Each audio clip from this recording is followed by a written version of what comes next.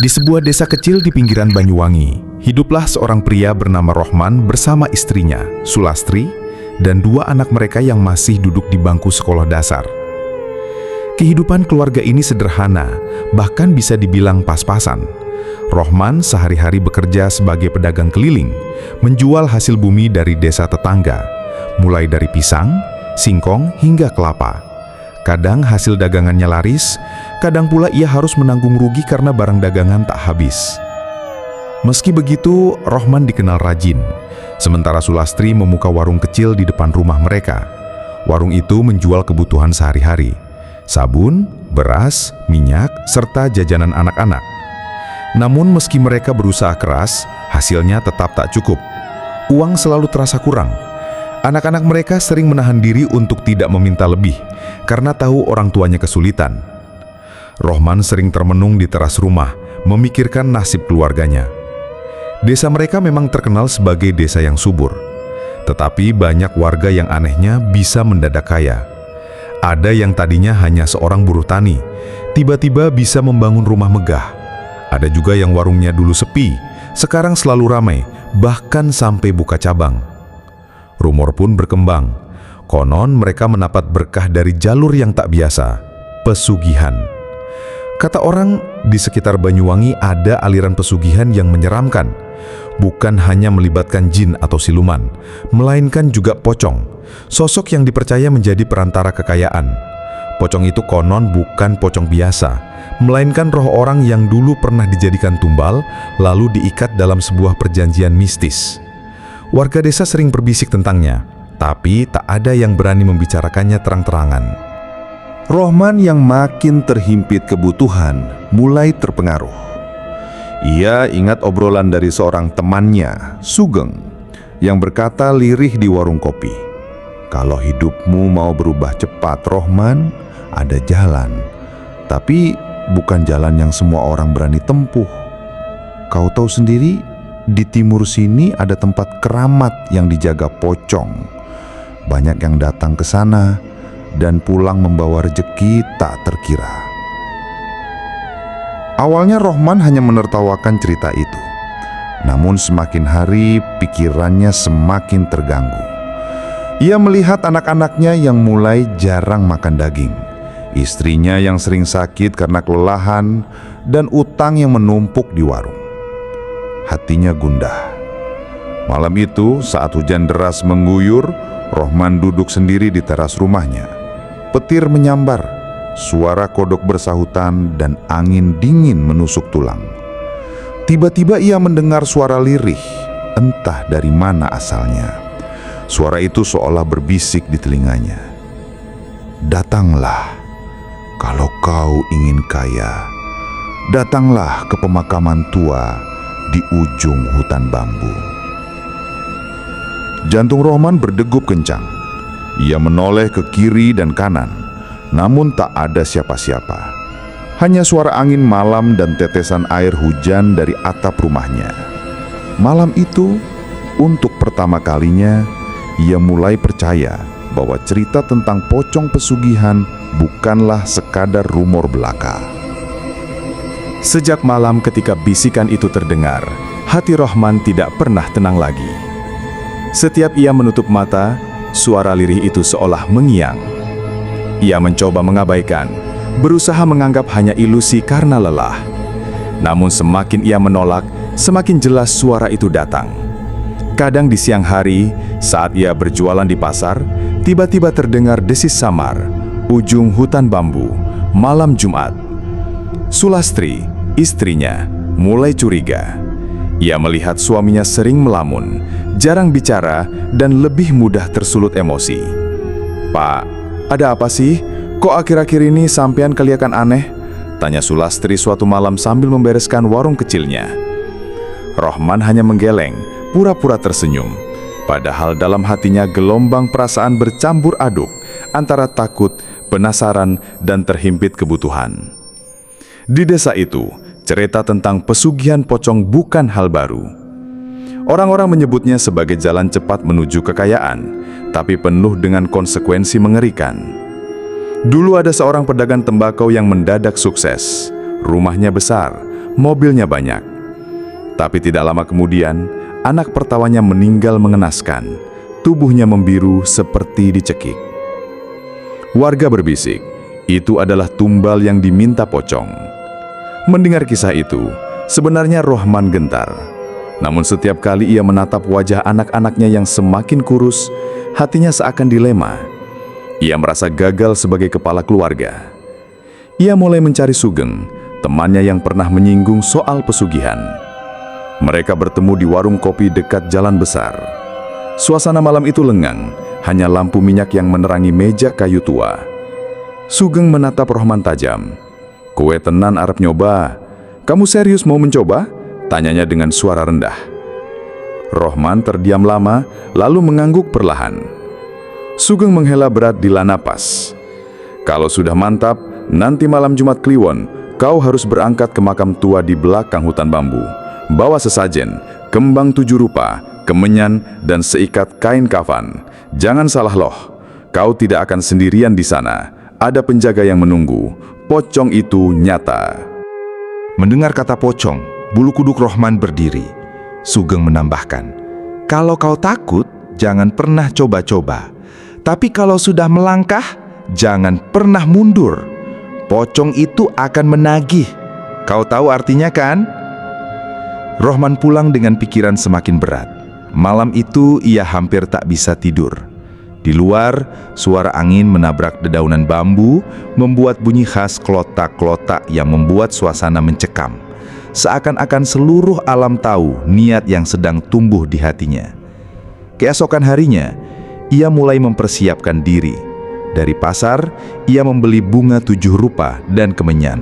Untuk kain kafan, ia diam-diam meminta bantuan seorang penjahit kain di desa sebelah dengan alasan untuk kepentingan tahlilan.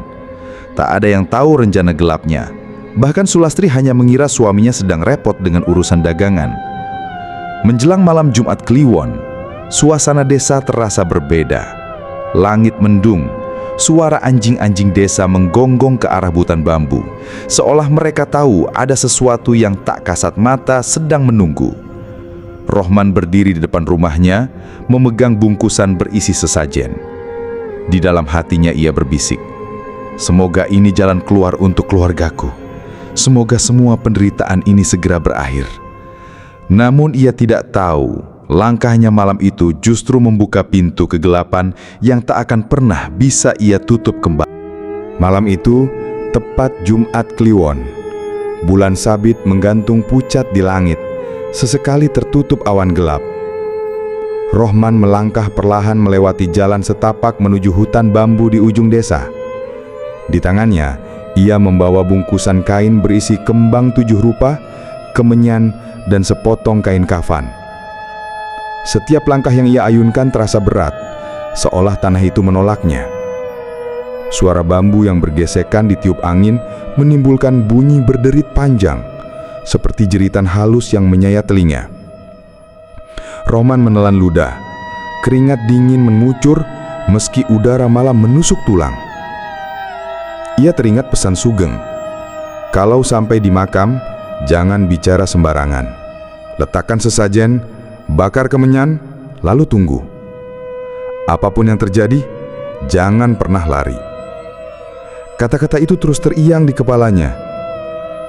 Setelah berjalan hampir setengah jam, Rohman tiba di sebuah tanah lapang kecil yang dipenuhi nisan tua. Rumput liar tumbuh tinggi, sebagian menutupi batu nisan yang sudah miring. Bahu tanah basah bercampur dengan hawa anyir menusuk hidung. Tepat di tengah kemakaman itu, berdiri sebuah pohon beringin tua. Batangnya besar, akar-akarnya menonjol keluar seakan hendak meraih siapa saja yang mendekat. Dengan tangan gemetar, Rohman meletakkan sesajen di bawah pohon beringin. Ia menyalakan kemenyan, asap putih mengepul pelan, membentuk bayangan samar yang bergerak-gerak. Hatinya berdebar. Ia duduk bersila, mencoba menahan ketakutan yang hampir membuatnya kabur. Awalnya hanya keheningan. Lalu, dari kejauhan, terdengar suara kain bergesekan. Krek, krek, krek. Semakin lama semakin dekat. Rohman memicingkan mata ke arah jalan setapak, dan di sana samar-samar terlihat sesosok tubuh terbungkus kain kafan putih. Lompatannya pelan namun pasti, mendekat dari balik rimbunan bambu. Rohman membeku, tubuhnya kaku, mulutnya terkunci. Pocong itu berhenti beberapa meter di depannya, berdiri tegak. Wajahnya pucat, kain kafannya kotor berlumur tanah, dan dari lubang matanya yang menghitam seolah keluar tatapan dingin menusuk jantung. Suara berat bergema, entah dari mulut pocong itu atau dari dalam kepalanya. "Kau yang memanggilku?" Rohman hanya bisa mengangguk pelan, meski seluruh tubuhnya bergetar. Pocong itu mendekat sedikit, gerakannya lambat tapi mencekam. Aroma busuk tanah kuburan semakin pekat. "Kalau kau benar-benar ingin rejeki, ada harga yang harus kau bayar." Rohman mencoba membuka mulut, suaranya parau. Apa yang harus saya lakukan?" Pocong itu terdiam sejenak, lalu mengelurkan suara tawa lirih yang membuat bulu kuduk berdiri. "Ikuti semua syaratku. Jangan sekalipun melanggar. Kau akan kuberi jalan. Tapi jangan pernah lupa, rejeki yang datang bukan milikmu. Itu milikku. Aku hanya menitipkan. Dan setiap titipan akan selalu ada tebusannya." Rohman menunduk, rasa takut bercampur dengan harapan. Ia tidak tahu apakah sedang berbicara dengan makhluk gaib atau hanya halusinasi. Tapi satu hal pasti, malam itu perjanjian pertama dengan pocong pesugihan telah dimulai. Angin malam berembus makin kencang, membuat dedaunan bambu berderak tak henti. Asap kemenyan yang dibakar Rohman menebal, seolah menutup pandangan. Pocong itu berdiri kaku di hadapannya, menatap tanpa kedip dengan mata kosong yang menghitam. Rohman menunduk, tubuhnya gemetar, tetapi hatinya sudah terlanjur bulat. "Kalau kau benar-benar siap, taruh darahmu di tanah ini." Suara pocong itu berat, bergema seakan berasal dari perut bumi. Rohman terperanjat. Ia tak membawa apa-apa untuk melukai diri, namun seakan tahu, pocong itu menggeleng pelan. Tiba-tiba, dari tanah di bawah akar beringin muncul sepotong pecahan kaca yang tajam. Rohman meraih kaca itu dengan tangan bergetar. Ia menggeretakkan gigi lalu menggoeskan kaca ke telapak tangannya. Darah segar menetes ke tanah basah. Seketika, hawa dingin menyeruak dan suara tawa lirih terdengar dari balik pepohonan. Entah siapa yang menertawakannya. Pocong itu bergoyang pelan, kain kafannya bergesekan, lalu suara gaib kembali terdengar. "Mulai malam ini, rejekimu akan datang. Daganganmu tak akan pernah sepi. Orang akan mencari-cari barangmu, meski barang biasa. Tapi ingat, setiap bulan sekali, malam Jumat Kliwon, kau harus datang ke sini membawa sesajen. Kalau tidak..." Suaranya berhenti, diganti dengan bunyi mengerikan. Kain kafan yang diikat di bagian kepala pocong itu perlahan terlepas, menyingkap wajah pucat penuh belatung yang bergerak-gerak di rongga matanya. Rohman spontan menutup wajah, hampir muntah melihat pemandangan itu. "Kalau tidak, anakmu yang akan kutagih lebih dulu." Kata-kata itu menusuk hati Rohman. Ia ingin berteriak, tapi suaranya tertahan di tenggorokan. Pocong itu perlahan mundur, lalu melompat ke arah rimbunan bambu, menghilang begitu saja bersama kabut tebal. Rohman terduduk lemas, telapak tangannya berdarah, dadanya naik turun menahan napas. Suasana makam kembali sepi, seakan tidak pernah terjadi apa-apa. Namun, bau anyir dan hawa dingin masih melekat kuat di sekelilingnya. Ia tahu, malam itu garis hidupnya sudah berubah. Dengan tubuh lunglai, ia pulang ke rumah menjelang fajar. Sulastri kaget melihat wajah suaminya pucat pasi. Baju kotornya penuh tanah dan tangannya terluka. Rohman hanya beralasan bahwa ia jatuh saat mengambil dagangan. Sulastri tidak menaruh curiga, hanya menyiapkan air hangat untuk membersihkan luka suaminya. Tapi anehnya, sejak hari itu, kehidupan keluarga mereka mulai berubah. Warung kecil Sulastri yang biasanya sepi, mendadak ramai pembeli. Dagangan Rohman yang sering tidak laku, kali ini habis bahkan sebelum siang. Uang mulai mengalir deras ke rumah mereka. Namun, di balik kebahagiaan itu, ada sesuatu yang tak terlihat. Kadang, di malam hari, Rohman mendengar suara kain bergesekan di belakang rumah. Sesekali ia mencium bau anyir tanah kuburan tanpa sebab. Dan yang paling membuatnya merinding, anak sulungnya, Ratna, pernah berkata sambil menunjuk ke halaman, "Pak, tadi ada orang pakai kain putih lompat-lompat di depan rumah." Hari-hari setelah perjanjian itu terasa seperti mimpi bagi keluarga Rohman. Uang yang dulu sulit didapat, kini mengalir deras. Dagangan selalu laris, warung Sulastri bahkan sampai kehabisan stok setiap sore. Warga desa mulai memperhatikan perubahan mereka. Ada yang iri, ada juga yang curiga. Tapi Rohman hanya tersenyum samar setiap kali ditanya. Namun kebahagiaan itu tidak berlangsung tenang. Seiring dengan datangnya rezeki, gangguan-gangguan aneh juga muncul. Malam pertama setelah warung mereka ramai, Sulastri terbangun karena mendengar suara kedebuk keras di dapur. Saat dicek, ia hanya menemukan panci berantakan di lantai. Tetapi saat ia memungutnya, jelas tercium bau anyir yang menyengat, persis seperti bau kuburan basah. Esoknya anak bungsu mereka, Dani, tiba-tiba menjerit ketakutan ketika bermain di halaman. Ia menunjuk ke pohon mangga di sudut rumah, matanya melebar. "Pak, ada pocong, dia nengok ke aku!" teriaknya sambil menangis keras. Sulastri berusaha menenangkan, menganggap itu hanya bayangan atau imajinasi anak kecil. Tapi Rohman tahu, itu bukan kebetulan. Malam Jumat Kliwon berikutnya, bisikan itu datang lagi ke telinga Rohman. Suara berat, dingin yang tak mungkin ia lupakan. "Jangan lupa, malam ini kau datang. Sesajenmu kutunggu." Rohman gemetar. Ia tahu janji itu tidak bisa diingkari. Ia menyiapkan sesajen. Kembang 7 rupa, kemenyan, nasi tumpeng kecil, dan kain putih. Diam-diam ia keluar rumah saat semua tertidur, menuju hutan bambu. Sesampainya di makam tua, suasana mencekam menyambutnya. Angin tak berhembus, tapi daun-daun bambu bergerak sendiri. Ia menyalakan kemenyan, meletakkan sesajen, dan menunggu. Tak lama, suara lompat-lompat khas itu terdengar. Dari balik kabut, sosok pocong muncul lagi. Kali ini lebih dekat. Wajahnya lebih jelas. Belatung-belatung putih bergerak di sekitar mulut dan matanya.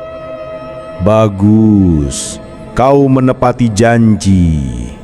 Terus lakukan ini, maka rezekimu tidak akan putus. Rohman hanya menunduk. Namun sebelum sosok itu lenyap, pocong itu menambahkan sesuatu. Ingat, setiap rezeki ada tumbal. Kalau bukan kau yang memberi, aku sendiri yang akan memilih. Kata-kata itu membuat jantung Rohman berdegup liar. Ia pulang dengan kepala penuh bayangan buruk. Sejak malam itu, teror semakin nyata.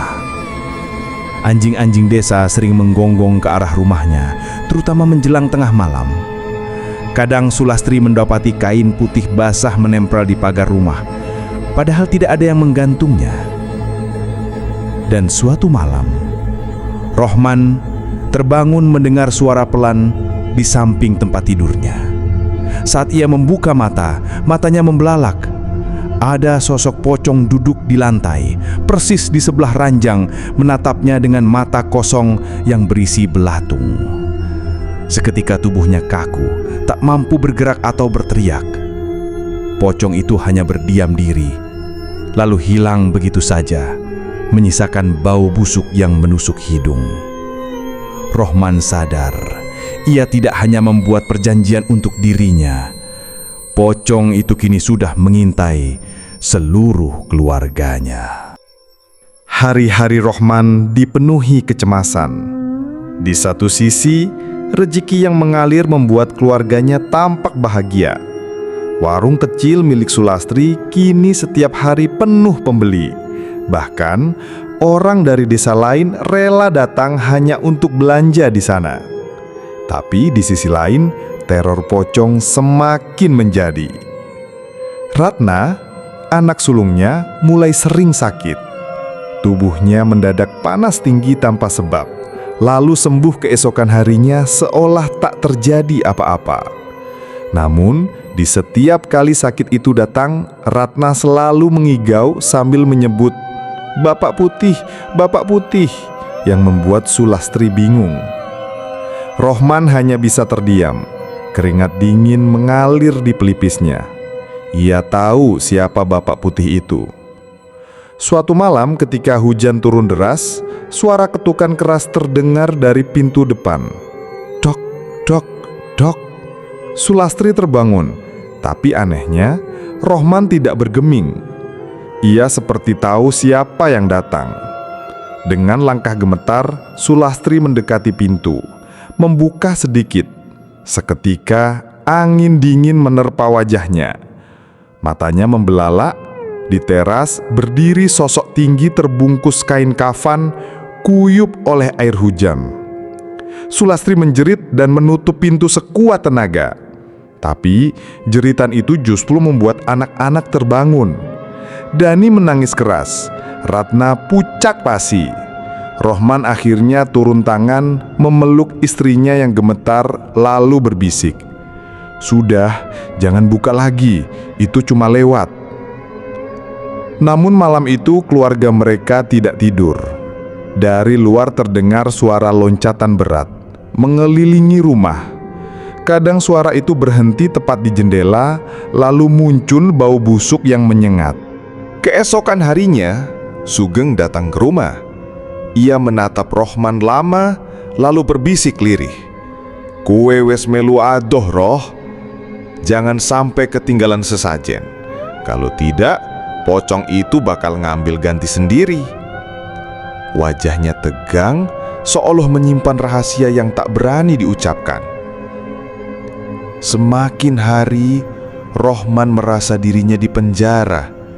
Ia tidak bisa mundur. Sesajen harus selalu dipenuhi, dan setiap malam Jumat Kliwon, ia wajib datang ke makam. Sekali saja terlambat, tanda-tanda buruk langsung muncul. Pernah suatu kali, ia tertidur dan lupa menyalakan kemenyan. Tiba-tiba, ayam-ayam di kandang mati semua keesokan harinya. Tubuh mereka membiru seperti dicekik. Sulastri mulai curiga. "Pak, apa yang sebenarnya terjadi? Kenapa sejak warung kita ramai, rumah ini kayak dihantui terus?" tanyanya dengan nada putus asa. Rohman hanya terdiam, tidak mampu menjawab. Ia tahu, kalau ia jujur, mungkin istrinya tidak akan sanggup menerima. Namun di dalam hatinya, Rohman sudah mulai dihantui rasa takut yang lebih besar. Pocong itu tidak hanya sekedar menagih sesajen. Ia seperti sedang menunggu sesuatu yang lebih. Menunggu saat untuk mengambil tumbal dari keluarga Rohman. Semakin lama, hidup Rohman terasa seperti dua dunia yang bertabrakan. Siang hari ia dipandang sebagai pedagang sukses yang tiba-tiba beruntung. Rumahnya mulai dipugar, barang-barang baru bermunculan, anak-anaknya bisa membeli pakaian bagus.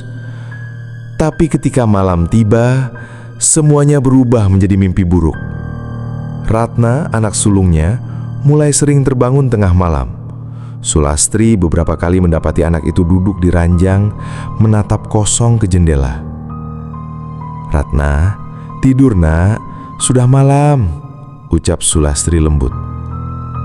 Namun anak itu hanya menunjuk keluar jendela dan berkata lirih, "Bapak Putih nunggu aku, Bu." Ucapan itu membuat darah Sulastri berdesir. Ia tak berani menoleh ke arah jendela. Hanya Rohman yang tahu, jantungnya seakan diremas setiap kali mendengar anaknya menyebut Bapak Putih. Malam Jumat Kliwon berikutnya, Rohman kembali ke makam tua membawa sesajen. Hujan gerimis turun, kabut menutupi seluruh area pemakaman. Pocong itu muncul lagi, kali ini lebih dekat, hingga Rohman bisa merasakan hawa dingin dari tubuhnya. "Kau sudah menerima rejeki. Saatnya kau menyiapkan tumbal, satu nyawa dari keluargamu." Kata-kata itu menghantam Rohman seperti petir.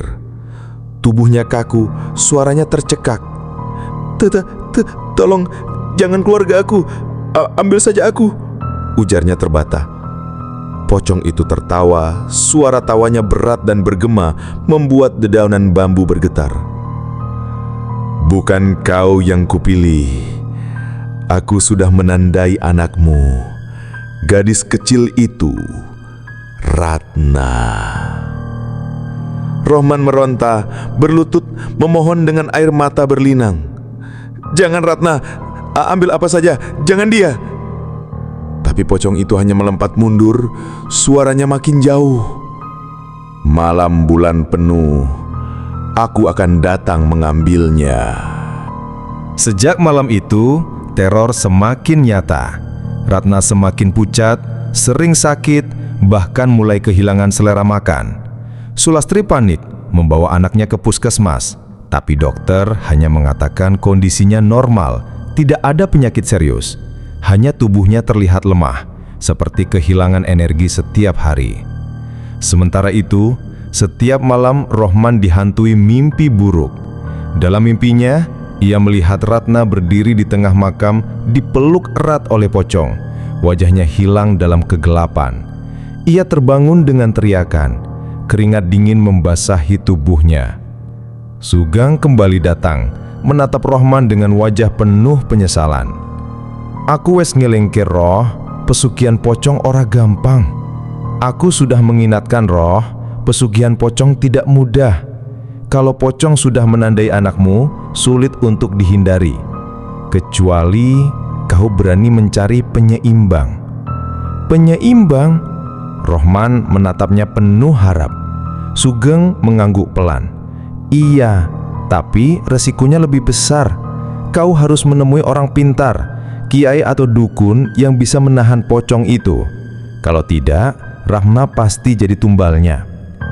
Rohman terdiam lama, hatinya terhimpit. Di satu sisi, ia ingin menyelamatkan anaknya. Tapi di sisi lain, ia sadar bahwa melibatkan orang pintar juga berarti menantang makhluk yang sudah memberinya rejeki. Dan pocong itu tidak akan tinggal diam. Kehidupan Rohman kini berubah menjadi lingkaran gelap. Setiap kali ia melihat Ratna terbaring lemah, hatinya tercabik. Sulastri mulai curiga besar. "Pak, ada sesuatu yang sampean sembunyikan. Apa hubungannya semua ini sama warung kita yang tiba-tiba ramai?" Tanyanya suatu malam dengan nada tegas. Rohman hanya diam, matanya berkaca-kaca, tapi lidahnya keluh. Akhirnya ia nekat menemui seorang kiai tua di desa seberang bernama Kiai Maksum. Sosoknya dikenal bijak dan disegani, meski jarang orang berani meminta pertolongan untuk urusan pesugihan. Dengan wajah lesu, Rohman menceritakan semua yang terjadi, dari bisikan gaib, pertemuan di makam, hingga perjanjian berdarah dengan pocong. Kiai Maksum menendarkan dengan tenang. Setelah Rohman selesai, kiai itu menghela nafas panjang. "Rohman, kau sudah melangkah terlalu jauh. Pesugihan pocong itu bukan sekadar janji, tapi ikatan. Selama kau menuruti, rejeki lancar. Begitu kau menolak, mereka akan menagih dengan cara yang paling kejam." "Apakah Ratna bisa diselamatkan, Kiai?" Rohman bertanya lirih, matanya penuh harap. Kiai Maksum menatap tajam. "Bisa, tapi syaratnya berat. Kau harus siap kehilangan semua rejeki haram itu, dan kau harus menjalani tirakat panjang. Pocong itu tidak akan tinggal diam. Ia akan mengirim teror lebih hebat dari yang sudah kau alami. Rohman menunduk, hatinya kacau. Uang dan kenyamanan yang baru ia rasakan seakan sia-sia jika harus dibayar dengan nyawa anaknya. Tapi untuk mundur, ia tahu jalan itu dipenuhi bahaya. Malamnya, Rohman menjalani petunjuk awal dari Kiai Maksum, membaca doa-doa tertentu dan menyalakan dupa khusus di dalam rumah. Namun sejak dupa itu dinyalakan, suasana rumah langsung berubah. Lampu padam tiba-tiba, udara menjadi sangat dingin, dan suara kain bergesekan terdengar jelas dari atap rumah. Sulastri ketakutan, memeluk Ratna dan Dani. Dari arah dapur, terdengar suara berat bergema. Kau berani melibatkan orang lain? Kau melanggar janji, Rohman? Rohman kaku. Tiba-tiba, piring-piring di dapur berjatuhan sendiri. Jendela bergetar kencang dan bau busuk memenuhi seluruh ruangan. Di tengah kekacauan itu, Ratna mendadak kejang-kejang. Matanya terbalik hingga hanya terlihat putihnya. "Pak, Ratna, tolongin anak kita!" teriak Sulastri panik. Dengan gemetar, Rohman memeluk putrinya, sambil terus melafalkan doa yang diajarkan Kiai Maksum. Suara tawa pocong menggema di seluruh rumah, semakin keras, semakin menusuk telinga. Hingga akhirnya Ratna pingsan, tubuhnya lemas. Suasana kembali tenang, tapi semua orang tahu ini baru permulaan. Pocong itu marah, dan ia tidak akan berhenti sampai menagih yang sudah menjadi haknya. Sejak malam penuh teror itu, Kiai Maksum memutuskan datang langsung ke rumah Rohman.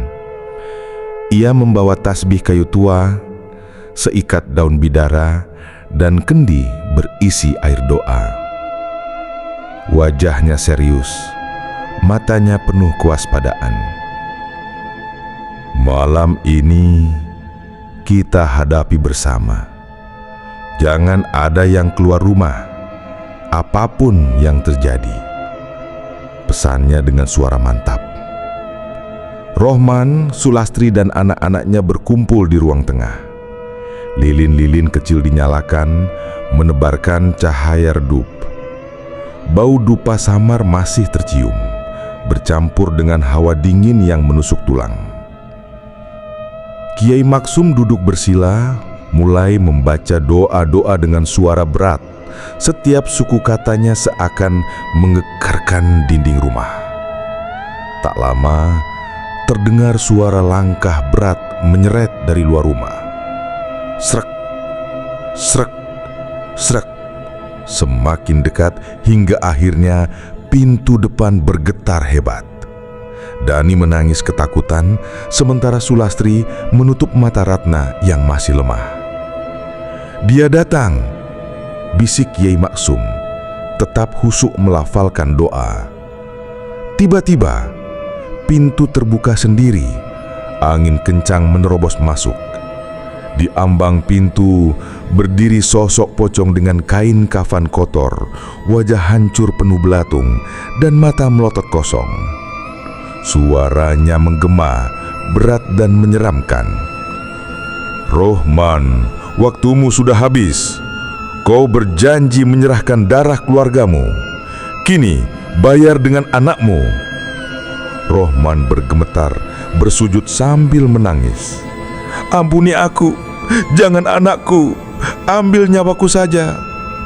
Pocong itu tertawa panjang, tawa yang membuat bulu kuduk berdiri. Lalu ia melayang masuk, mendekati Ratna yang terkulai lemas di pelukan ibunya. Namun sebelum ia sempat menyentuhnya, Kiai Maksum bangkit, menaburkan daun bidara ke arah pocong itu, lalu memercikkan air doa. Seketika tubuh pocong itu bergetar, kain kafannya berasap seperti terbakar. Ia menjerit keras, suaranya menggetarkan kaca jendela. "Orang tua lancang, kau tidak tahu siapa yang mendukungku." Dari luar rumah, terdengar suara-suara lain, seperti jeritan banyak orang, tangisan, dan rintihan, seakan ribuan roh ikut mengerumuni. Pohon bambu di belakang rumah bergoyang hebat, meski angin tak berhembus. Kiai Maksum terus melafalkan doa dengan lantang, menekan suara-suara gaib itu. Pocong semakin tak terkendali, melayang liar, menabrakkan dirinya ke dinding hingga meninggalkan noda hitam berbau busuk. Sulastri memeluk erat anak-anaknya sambil beristighfar, sementara Rohman hanya bisa menangis di lantai, menyesali dosa dan kebodohannya. Pertarungan batin dan doa itu berlangsung hingga tengah malam. Pocong itu berteriak, tertawa, menangis, lalu mengancam berkali-kali. Tapi setiap kali daun bidara dan air doa menyentuh tubuhnya, ia semakin melemah. Akhirnya, dengan jeritan panjang yang menusuk telinga, sosok itu lenyap, meninggalkan bau anyir yang pekat. Rumah mendadak sunyi, angin berhenti, lilin kembali stabil, dan Ratna tertidur pulas di pelukan ibunya, seakan bebannya terangkat. Namun wajah Kiai Maksum terlihat muram. Ini belum selesai. Ikatan masih ada. Jika tidak diputus tuntas, pocong itu akan kembali dengan kekuatan lebih besar. Besok malam, kita harus lakukan pemutusan di tempat ia pertama kali memanggilmu, Rohman. Di makam tua itu. Rohman menelan ludah, tubuhnya gemetar. Ia tahu, besok malam adalah penentuan antara bebas dari jerat pesugihan atau kehilangan segalanya untuk selamanya. Malam berikutnya, suasana desa terasa berbeda. Angin dingin berhembus kencang, langit mendung tanpa bintang. Rohman berjalan tertatih menuju makam tua di ujung hutan, ditemani Kiai Maksum dan 2 santri. Sulastri memohon agar ikut, tapi Kiai melarang keras. "Ini urusan yang harus diselesaikan suamimu sendiri," katanya tegas. Mereka tiba di sebuah cungkup reot yang dipenuhi lumut dan dedaunan kering. Disitulah perjanjian itu dimulai, di bawah pohon besar yang akarnya mencengkeram tanah seperti tangan raksasa. Rohman langsung lemas begitu melihat tempat itu. Ingatannya kembali pada malam pertama ketika ia menyayat jarinya, mendengar bisikan gaib yang kini mengubah hidupnya. Kiai Maksum menancapkan keris kecil berbalut kain putih ke tanah, lalu menyalakan dupa dan mulai membaca doa keras-keras. Rohman diminta berdiri tepat di depan makam, menundukkan kepala dan mengakui semua dosanya. "Aku menyesal. Aku ingin bebas dari pesugihan ini. Jangan ganggu keluargaku lagi," teriak Rohman sambil menangis. Tiba-tiba tanah di sekitar makam berguncang pelan, lalu terdengar suara tawa berat yang sangat familiar. Dari dalam gundukan tanah, pocong itu muncul lagi. Kali ini auranya jauh lebih mengerikan. Kain kafannya koyak, tubuhnya dipenuhi belatung, dan matanya merah menyala. "Rohman, kau pikir bisa lepas begitu saja? Darah sudah dijanjikan, dan aku akan menagihnya." Angin berhembus semakin kencang, ranting pohon patah berguguran. Santri-santri Kiai Maksum hampir goyah ketakutan, tapi sang Kiai tetap duduk tenang. Suaranya makin lantang melawan jeritan pocong itu. Ia mengayunkan tasbih, memercikan air doa ke tanah, hingga muncul cahaya samar membentuk lingkaran di sekitar mereka. Pocong itu melayang cepat, mencoba menembus lingkaran, tapi tubuhnya terbakar setiap kali mendekat. Jeritannya menggema ke seluruh hutan. "Rohman, kalau bukan anakmu, maka kau sendiri yang jadi tumbal." Rohman terdiam. Tubuhnya bergetar, tapi di wajahnya ada tekad baru. Ia melangkah ke depan, keluar dari lingkaran cahaya menghadapi pocong itu langsung. "Ambil aku, asal keluargaku selamat," teriaknya dengan suara parau. Pocong itu terdiam sejenak, lalu tertawa. Ia melayang cepat, hampir menerkam Rohman. Namun pada detik itu, Kiai Maksum mengentakkan keris putih ke tanah sambil melafalkan doa terakhir. Cahaya terang menyambar, membungkus pocong itu, membakarnya perlahan. Suara jeritanya melengking panjang sebelum akhirnya lenyap bersama asap pekat yang menguar ke langit. Suasana hutan mendadak hening, angin berhenti, malam terasa tenang. Rohman jatuh terduduk, menangis sejadi-jadinya. Kiai Maksum menghampirinya, menepuk bahunya. Pengorbananmu diterima. Kau selamat. Tapi ingat, jangan pernah lagi tergoda jalan singkat. Rezeki halal mungkin tak cepat, tapi itu berkah yang tak berujung. Dengan tubuh lemas, Rohman kembali ke rumah menjelang subuh. Sulastri menyambut dengan pelukan erat. Ratna dan Dani masih tertidur pulas, wajah mereka tampak lebih tenang. Untuk pertama kalinya dalam beberapa bulan, rumah itu terasa damai. Namun jauh di dalam hutan Banyuwangi, orang-orang masih berbisik bahwa tak semua pesugihan benar-benar hilang. Ada yang hanya tertidur, menunggu manusia lain yang tamak untuk kembali membangunkannya. Dan di antara bisikan malam, kadang terdengar sayup tawa samar, tawa pocang yang tak pernah benar-benar lenyap. Dari kisah ini, kita belajar bahwa jalan pintas menuju kekayaan selalu dibarengi dengan harga yang sangat mahal. Rohman hampir kehilangan anak dan keluarganya hanya karena tergoda janji manis makhluk gaib. Pesugihan mungkin menjanjikan kemewahan sekejap, tapi pada akhirnya hanya membawa penderitaan dan penyesalan. Hidup memang berat, rezeki terkadang terasa sempit, tapi semua itu bagian dari ujian. Kesabaran, kerja keras, dan doa tulus kepada Tuhan adalah satu-satunya jalan yang benar. Kekayaan halal mungkin datang perlahan, namun ia membawa ketenangan dan keberkahan yang tak bisa dibeli dengan apapun. Ingatlah, di balik setiap harta yang diperoleh dengan cara gelap, selalu ada darah dan nyawa yang dipertaruhkan. Jangan sampai kita menjadi korban berikutnya hanya karena ingin cepat kaya. Karena yang gaib selalu menuntut lebih dari yang kita kira.